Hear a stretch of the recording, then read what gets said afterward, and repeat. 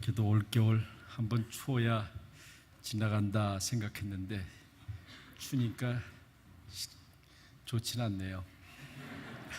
더구나 교회 보일러가 고장나서 그래도 2부 예배는 조금 그래도 나은 편이에요. 우리 1부 예배는 제 몸이 다 얼어서 지금도 속은 안 녹았어요. 겉은 제박이 들어서 좀 녹았는데 아직도 안 녹았는데 아마 여러분들은 지금 그래도 두꺼운 옷들을 많이 입으셔서 그렇지만 우리 아마 성가대원들은 지금 다 겉옷을 벗고 가운만 입었기 때문에 많이 출 것 같아요. 그래서 아침에 제가 기도하면서 이렇게 추면 예수님은 어떻게 하셨을까 그런 생각을 했어요. 아마 예배 안 드리고 그냥 집으로 가라고 그러셨을까, 아니면 예배를 좀 짧게 드리는 걸 주님이 그렇게 하셨을까 하다가 조금 설교를 짧게 하면 되겠구나. 그래서 오늘은 조금 짧게 하려고 합니다. 여러분 구정 이제 오래 사신 분들은 뭐 이제 여기 삶에 이렇게 이제 익숙해져서 그렇지 않을 것 같은데, 이제 한국에서 오신 지 얼마 되지 않은 분들은 그저 구정되면 참 마음에 슬픔이 있을 수 있을 것 같아요. 구정이 되면 그저 다 하던 일을 멈추고 부모를 찾아가고 형제들을 만나고 정말 1년에 한 번 정말 허심탄회하게 그 친척들을 만나서 그렇게 음식 같이 먹으면서 그런 시간을 갖게 되는데, 이민 사회는 참 그렇지 않잖아요. 그러니까 때로 그런 거 생각해 보면 좀 슬프기도 하고 그럴 거예요. 그래서 저 교회도 자그맣게 떡국도 같이 드시고 같이 윷놀이도 하긴 하지만 그것으로 다 채워지리라고 생각은 되지 않습니다. 대개 우리가 이렇게 신정이든지 구정이든지 늘 인사로 하는 말이 있잖아요. 새해 복 많이 받으세요. 그래서 우리는 동양 사람들은 그래서 2번은 해요. 새해 복 많이 받으세요. 그리고 구정 때도 새해 복 많이 받으세요. 근데 이게 복이라는 게 뭔가 하는 것은 우리가 항상 성경을 통해서 이렇게 생각해 볼 필요가 있습니다. 우리 한국 사람에는 오복을 얘기를 해요. 오복. 오복이 우리가 다 아는 것처럼 첫째는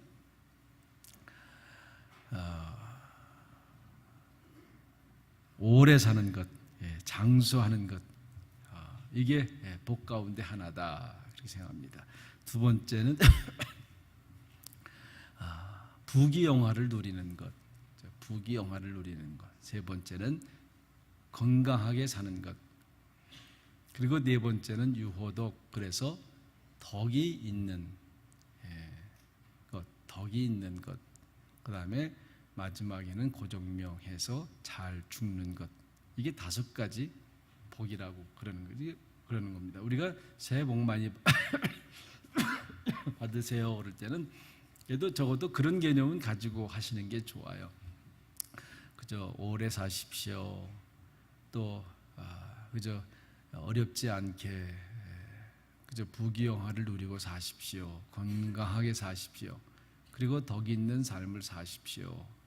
또 그저 우리가 마지막을 잘 사십시오. 그럽니다. 이게 복이라고 할 수 있습니다. 오늘 성경에 아브라함에게 3절에 보면 너는 복이 될지라, 이게 복이 될지라 그렇게 해요. 그럼 복이 될지라 하는 말은 뭐예요? 다시 말하면 복덩어리라는 거죠. 복덩어리.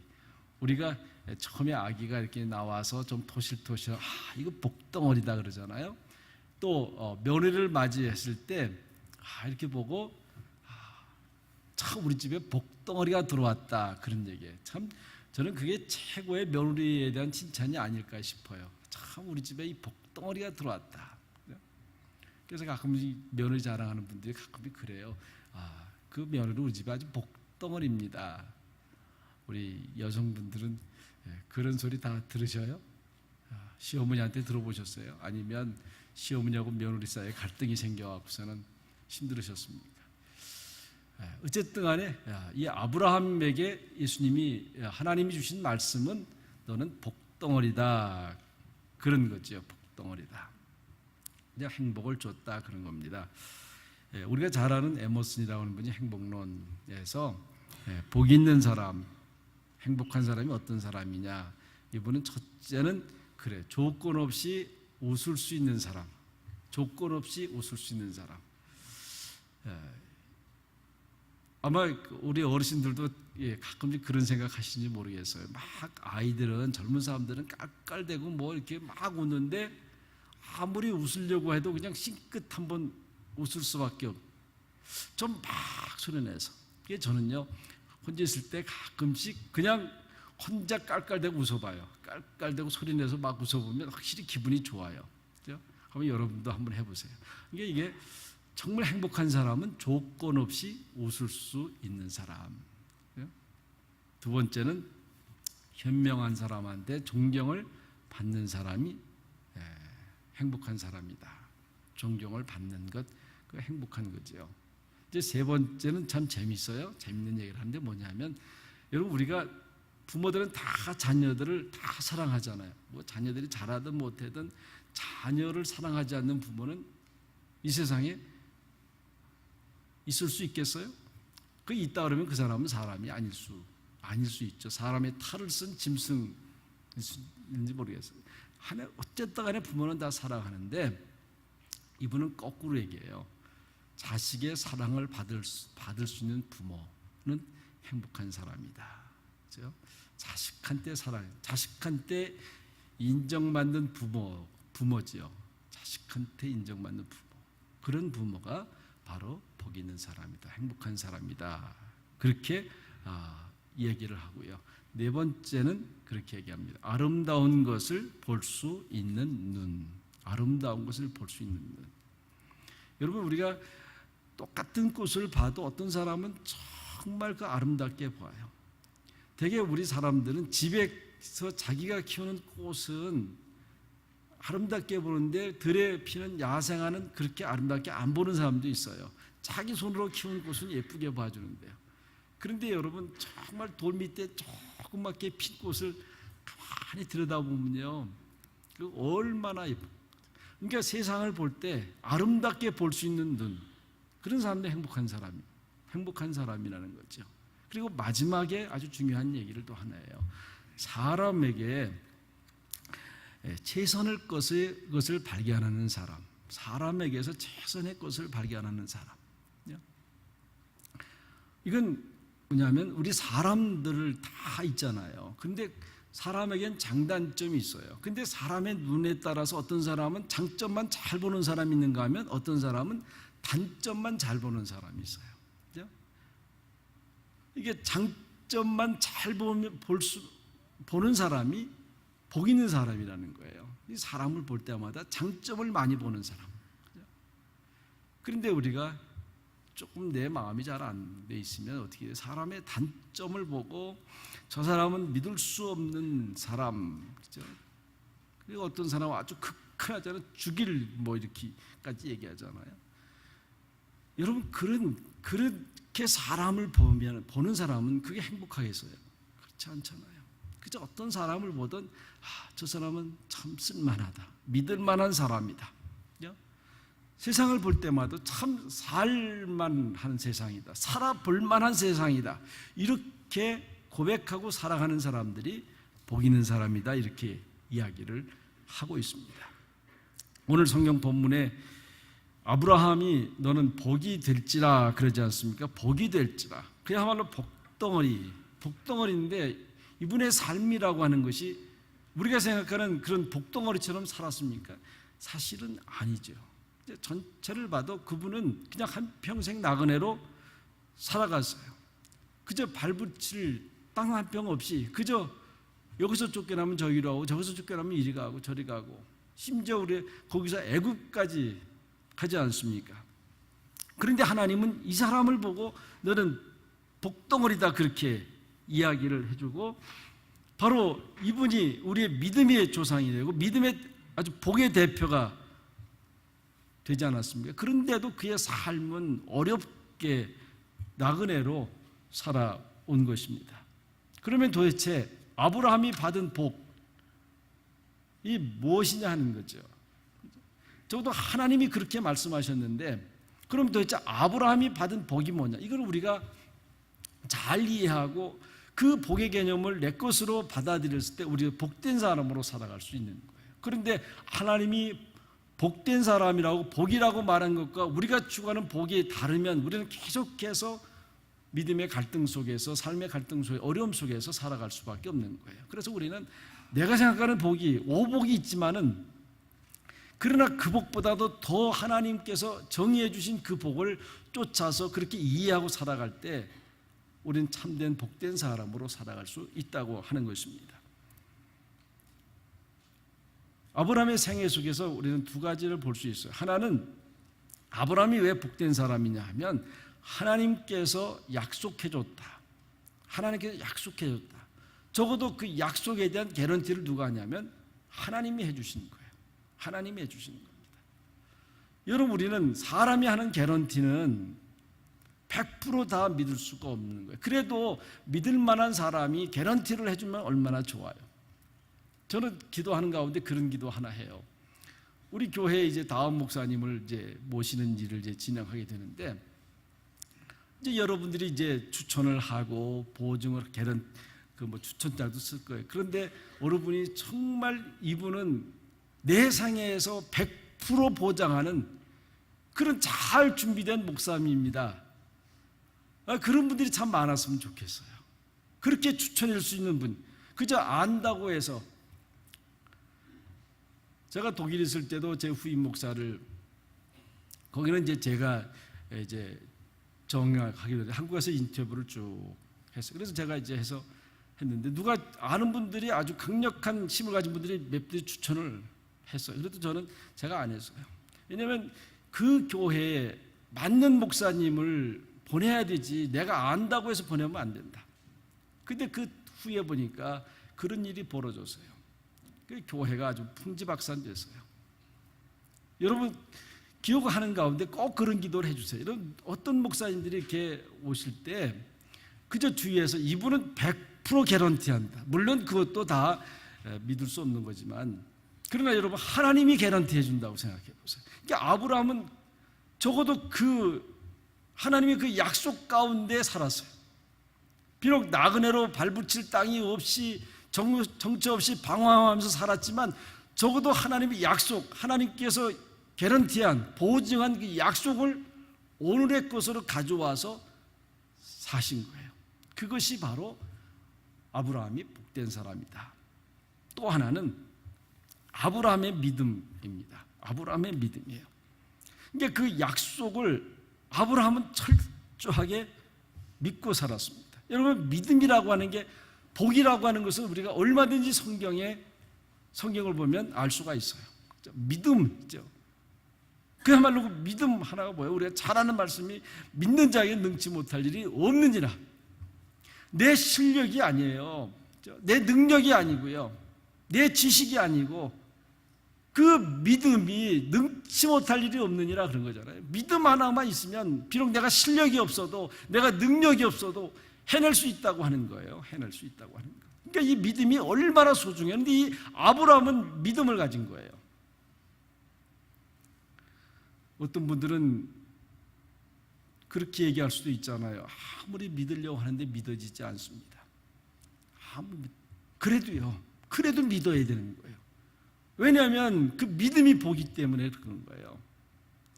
여러분, 정말 믿으려고 해도 안 믿어지는 것이 아니라 하다가 말아서 그래요. 한번 그야말로 소나무 뿌리 뽑듯이 그런 마음을 가지고 하나님, 내게 이 적은 믿음이라도, 겨자씨만한 믿음이라도 달라고. 우리는 옛날에 그렇게 많이 했어요. 밤기도 갈 때 산에 가서 전사님들이 가서 소나무 한 뿌리 하나 뽑아서 오지 않으면 당신은 기도 안 한 거다. 여러분, 소나무 뿌리가 뽑히나요? 그렇죠? 안 뽑혀요. 그래도 그렇게 얘기하는 거예요. 그러니까 그런 마음을 갖고 하면 이 믿음이 얼마나 큰 복이라고 하는 거예요. 이 아브라함이 어떻게 했어요? 갈대아우르 자기 고향이에요. 거기서 잘 살았어요. 잘 못 사는 게 아니에요. 못 살아서 뭐 이민 가고, 못 살아서 자기 고향을 떠나는 게 아니라 잘 살았어요. 잘 살았음에도 불구하고 하나님이 네 고향 친정 아비 집을 떠나라 그런 거예요. 떠나라. 그러니까 그거 한마디 듣고 조카 롯하고 간 거 아니에요? 그러니까 어떻게 보면 그게 정상적인 거라고 생각하겠어요. 그러나 아브라함은 그 한마디 믿고 떠난 거예요. 여러분, 중요한 거 우리가 여기서 배울 수 있는 거 하나가 있어요. 정말 성공하기를 바라는 사람은 고향과 익숙한 곳에서 떠나라 그래요. 고향과 익숙한 곳에 떠나지 않으면 성공할 수가 없다고요. 우리는 어쩌면 이민 온 게 바로 그런 거 아니에요? 실패했다고 생각하십니까? 아니면 성공했다고 생각하십니까? 그것도 우리가 믿음으로 보는 각도에 다른 거예요. 적어도 저는 이민 온 사람은 다 성공한 사람이다. 때로 먹을 게 없어서 걱정할 때도 있고 그렇지만요, 여러분 다 성공한 사람들이에요. 그거를 여러분 믿으세요. 그냥 있으면 그냥 매너지만 빠지고 그냥 그대로는 살아갈 거예요. 그러나 적어도 내가 바라는 그 이상적인 것은 이루기 어려웠을 거예요. 아브라함이 못 살아서 이민 간 게 아니고요, 하나님의 약속을 믿고 그게 순종하면서 갔지 않습니까? 그래서 믿음의 조상이 된 거예요. 우리가 로마서 4장에 보면 그때 이야기를 바울이 그렇게 얘기합니다. 옛날 성경이 참 좋아요. 죽은 자와 같이 방불했다. 그래서 죽은 자와 방불했다. 지금 성경은 그저 죽은 자와 같다 이렇게 번역해놨는데, 다시 말하면 이제는 부부가 더 이상 아이를 낳을 수 없는, 그야말로 이제 완전히 생식 기능이 죽어있는 그런 상태라는 거예요. 그런 상태라는 거예요. 그런 가운데 하나님께서 약속을 해줘요. 후손의 약속을 해줘요. 근데 아브라함이 어떻게 해서 그대로 그 말을 믿었어요. 그러다가 한 10년쯤 지났어요. 여러분 보세요. 약속을 해줬으면 우리는 빨리 그 약속이 이루어지길 원하는데 10년쯤 지났어요. 그런데도 아무 기미가 없으니까 어떻게 돼요? 그 부인이 자기의 몸종을 놓잖아요. 누워서 나온 아이가 이스마엘이에요. 이스마엘이에요. 그러고 난 다음에 하나님이 또 다시 건도움을 해줘요. 그런데 이때 사라가 씹웃어요. 그래도 하나님은요, 그 약속을 거두지 않고요, 약속을 거두지 않고 결국 이삭을 낳게 하지 않습니까? 다시 말해 하나님이 한번 개런티하면, 내가 좀 부족해도, 내가 좀 능력이 없어도 하나님은 반드시 이루어진다는 거예요. 반드시. 그러니까 중요한 건 뭐예요? 하나님이 내게 그 약속 보증을 해주는 게 중요한 거예요. 그것만 있으면, 그 다음에 내 믿음만 있으면 언젠가는 낫는 거예요. 또 우리 교회에 결혼한 지 오래 됐는데도 아이가 없는 분들이 있어요. 제가 그래요. 기도합시다. 하나님이 적어도 이렇게 짝을 만들어서 가정을 이루었고 하나님께서 그 소원을 줬으면 믿음을 가지고 기도해요. 주면 주고 말면 말고가 아니라요. 아브라함, 사라처럼 태문이 막혔어도 하나님이 약속해 줬으면 줄 거라고요.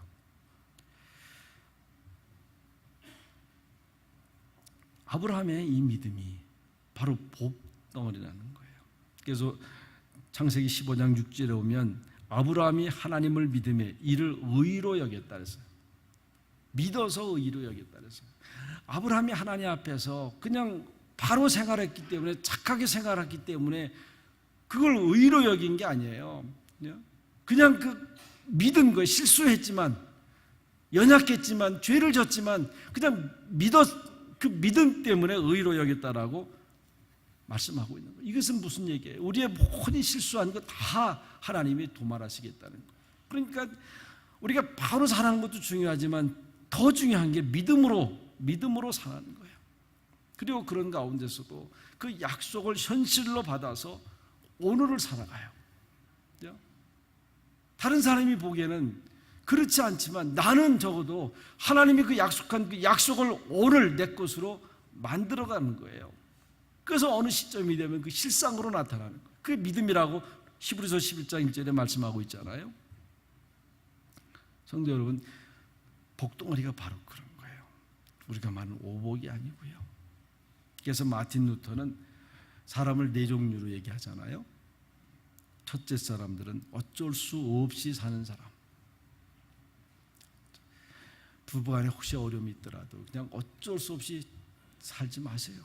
그냥 어쩔 수 없이. 교회에서 어떤 직분을 맡았을 때 그냥 어쩔 수 없이 살지 마세요. 그 빌립보 3장에 얘기하잖아요. 잡힌 바 된 것을 잡으려고 쫓아간다 이죠.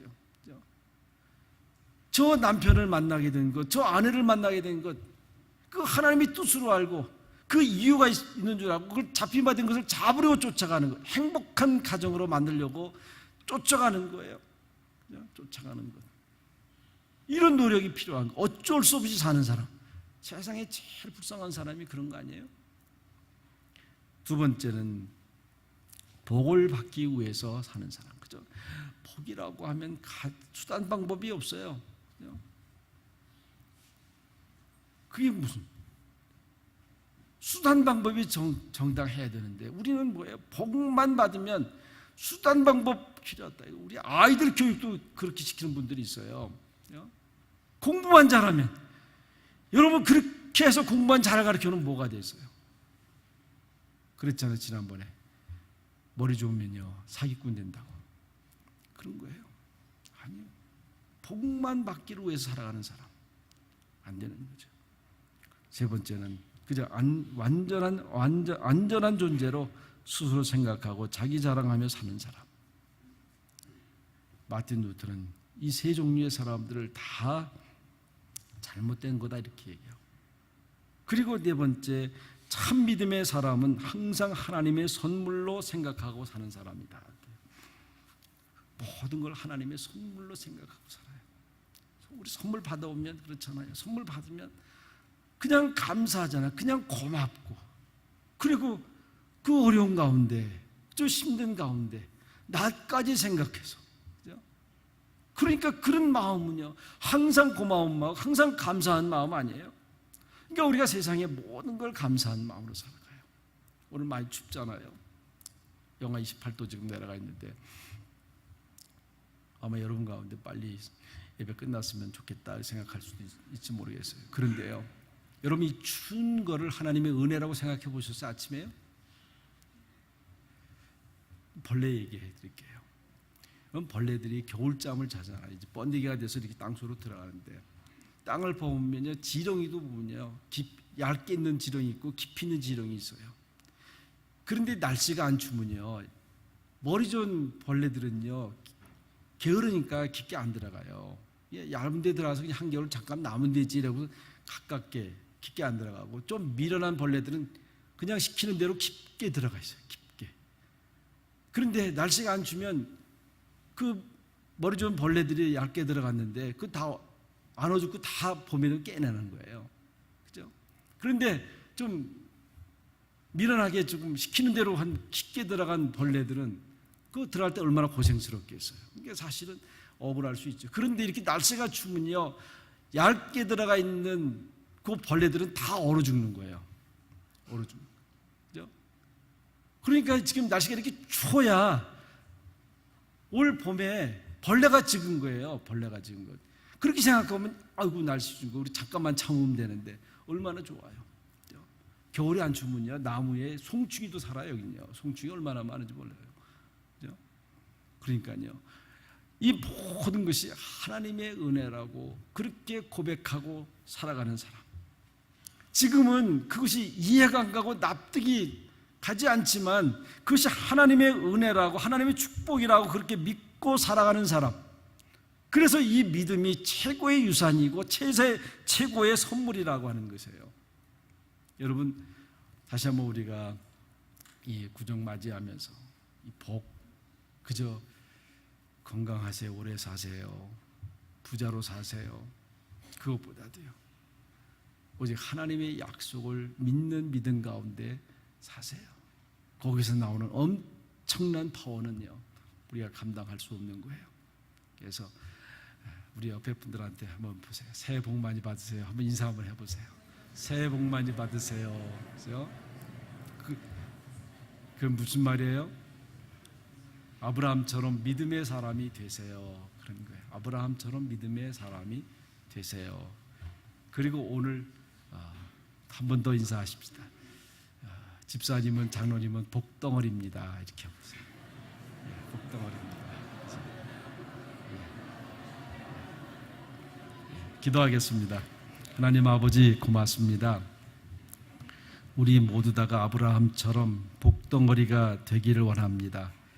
그래서 나 때문에 옆에 사람이, 우리 가정의 사람들이, 이웃이 꼭 복을 받을 수 있게 하옵소서.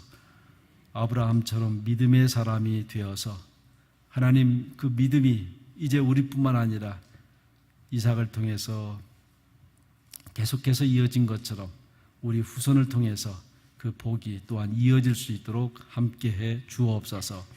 예수님의 이름으로 간절히 기도하옵나이다. 아멘.